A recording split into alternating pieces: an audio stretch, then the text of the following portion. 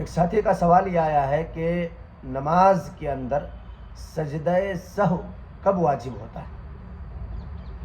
تو دیکھیے، سجدہ سہو واجبات کو بھول کر چھوڑ دیا، نمبر 1۔ نمبر 2، واجبات یا فرائض میں تاخیر کر دی۔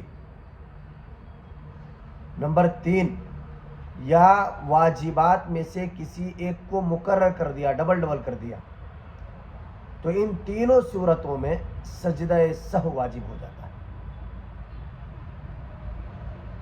واجبات کو بھول کر کے چھوڑ دیا، کسی بھی واجبات کو، یا فرائض یا واجبات کو تاخیر سے ادا کیا، یا واجبات کو مقرر کر دیا، تو ان تینوں شکلوں میں سے کوئی ایک شکل آ گئی تو نماز کو کمپلیٹ کرنے کے لیے، نماز کو مکمل کرنے کے لیے سجدہ سہو کرنا واجب ہو جاتا ہے۔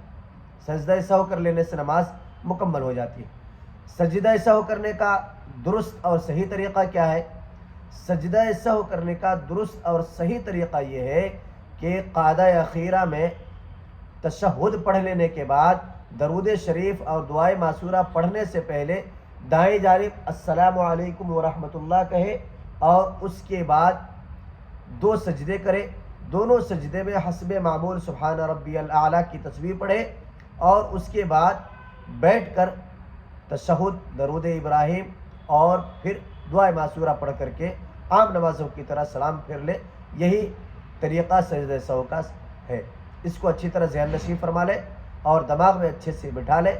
اس میں بہت سارے لوگ غلطیاں کرتے ہیں، اس کو اگر اچھے سے سمجھ لیں گے تو انشاءاللہ سجدہ سہو کرنا بھی آسان ہو جائے گا۔